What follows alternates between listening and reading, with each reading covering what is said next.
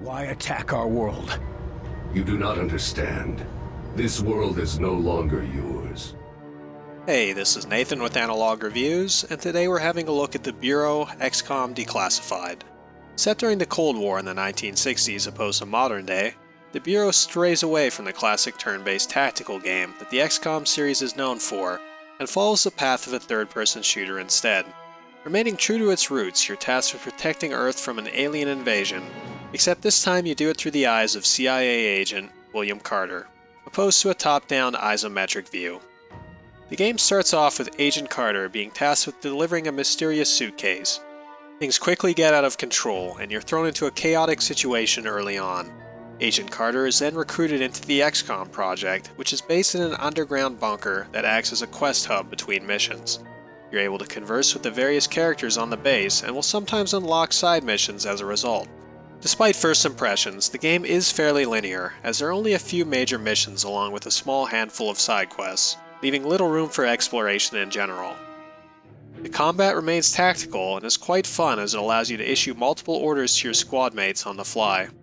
Your squad mates can be one of 4 classes, each with their own unique perks and abilities. Your agents level up, and true to XCOM form, if one of them dies, he's gone forever. However, if Carter dies, you can simply reload a checkpoint. It's very easy for your soldiers to progress though, as the various dispatch missions automatically level them. The fact that your squad mates don't have much of a personality though, makes them fairly expendable. The AI is also pretty terrible, as your teammates will often do things like run into obviously placed mines or stand out in the open without taking cover, which can be a little annoying in a game where death is permanent. There's also a host of equipment to find along the way, such as powerful weapons and backpack upgrades, which provide additional passive bonuses. There's also a wide variety of enemies to fight, which all require varying strategies to defeat. It's worth mentioning that I played the game on the veteran difficulty initially, and it provided a reasonable challenge. The graphics are decent, although some of the character models are a bit stiff.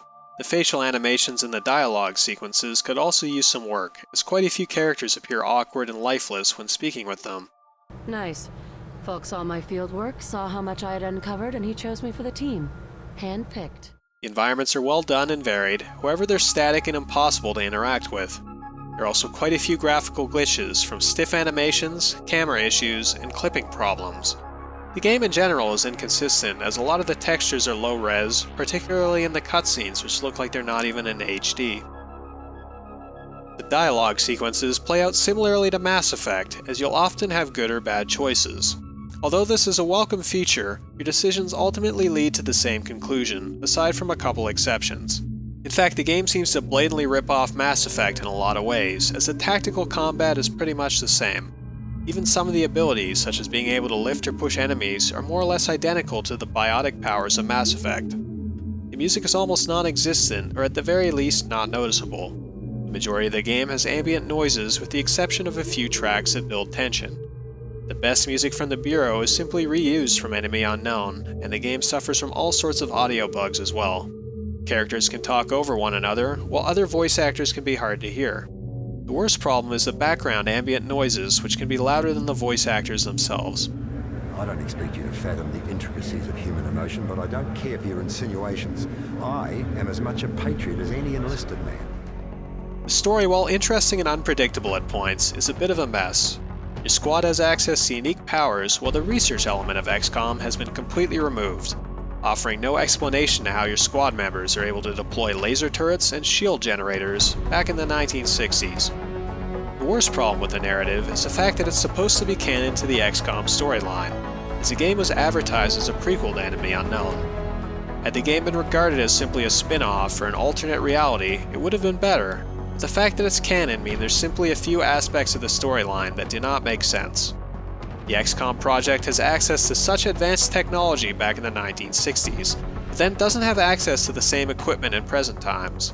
That, coupled with the fact that the entire invasion was somehow covered up, just doesn't seem viable, as the existence of aliens was unknown to the public in the time of Enemy Unknown. Regardless of these major flaws, the narrative is still interesting at times, and without spoiling anything, I'm going to go ahead and say that a few of the plot twists are very well done. Overall, the Bureau is a bit of a disappointment, however there is still a lot of fun to be had if you can get over the bugs and the ridiculous story.